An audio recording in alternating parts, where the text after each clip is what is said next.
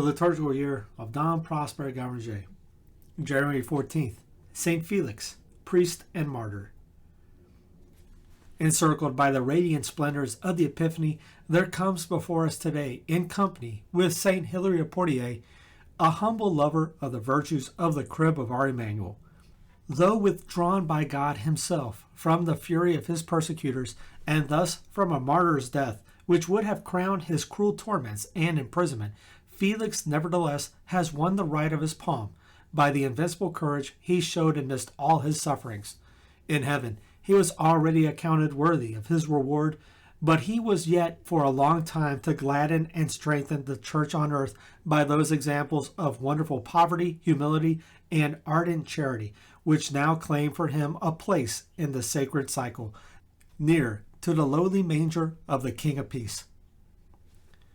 The infant God, in all his hidden lowliness, was to Felix his one love and exemplar. Hence today this King of angels and men, who is now manifested to the world and adored by kings, hastens to share with him the honors of his triumphant Epiphany. To him that shall overcome, I shall give to sit with me in my throne, saith the Lord. And in whom, other than Felix, has the realization of this blessed promise of the divine head to his members been more apparent? A poor tomb received the mortal remains of a humble priest of Campania, and in its silence and obscurity, emblems of his earthly desires, he seemed destined to await the blast of the angel's trumpet at the final resurrection. But miracles, many and great, suddenly rendered this tomb illustrious. The name of Felix was carried far and wide, and everywhere wrought the like prodigies of grace. Hardly had peace been given to the church and world by the accession of Constantine to the throne, when on all sides the people were aroused, and in countless flocks thronged to the martyr's tomb. On certain days Rome herself seemed deserted, and the ancient Appian road, the very soil of which was worn away by the tramp of the pilgrims, appeared to have no other purpose other than to carry to the feet of Felix the homage, gratitude, and love of the entire world. 5 basilicas did not suffice for the immense concourse. A 6th was erected, and the lowly field where once the remains of the martyr lay hid was encircled by a new town. The 4th century, so rich in Christian developments, saw the beginning of pilgrimages, and the city of Nola in Campania was, after Rome, the principal center of this devotion. "O happy city of Nola," cries a contemporary eyewitness of these wonders, "O happy city, which through the merits of the blessed Felix has become second only to Rome herself. Rome, ever the mistress, yesterday by her empire and victorious armies, today by the tombs of the apostles." We have cited Paulinus, the illustrious council whose name is inseparably linked to that of Felix. Paulinus, whom we shall find in the time after Pentecost, through the inspiration of the Holy Ghost, giving almost admirable examples of renunciation to the world. In the flower of a brilliant youth and already surrounded by honors and glory, Paulinus once found himself by the tomb of Felix. Here it was given to him to understand true greatness, to realize the emptiness of human ambitions and glory.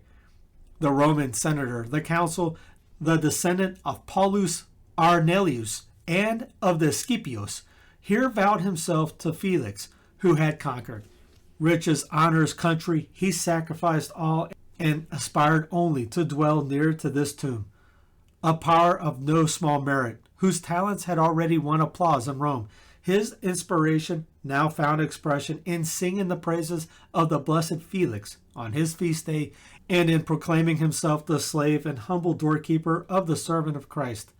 Such then is the triumph of our Emmanuel in his saints. Such is the glory of his members. Does it not seem that the divine head, mindful of his promises, is desirous only of the glory which this feast of manifestation brings, so that they, enthroned with him, may also receive the homage of peoples and kings? Let us listen now to the abridged lesson of the life of our saints, which the Church puts before us today. Felix, a priest of Nola, was tormented in various ways by the infidels for his violent attacks on idols, and was cast into prison. He was set free in the night by an angel and ordered to seek Maximus, the bishop of Nola, who had hidden himself in a wood because he feared that, at his advanced age, he would not be able to bear the torments of his persecutors. Felix, arriving at the place by the divine guidance, found the holy bishop lying on the ground half dead. He succored him and carried him on his shoulders to a Christian widow to be cared for.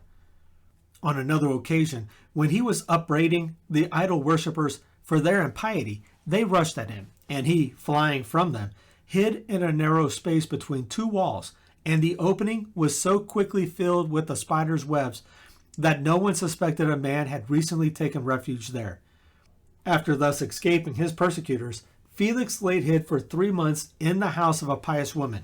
When peace was restored to the church, he returned to Nola and converted many to the faith of Christ by his example, his teaching, and his miracles. He steadily refused to be made bishop of the city, and, falling asleep in the Lord, was buried near Nola at the place called In Pinches. O Felix, this day is the 20th since the birth of our Emmanuel, the new Son, the vanquisher of cold and frost, the restorer of light, the conqueror of darkness. His splendor is yours. Grant that, warmed by his life-giving rays, we may, like you, ever grow in him. Having become children once more at the crib, we possess within us the seed of the word.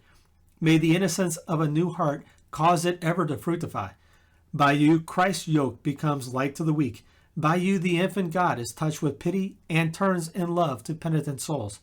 This day, then, which witnesses your heavenly birth, should be dear to us, for we too die to the world and are born to our Emmanuel.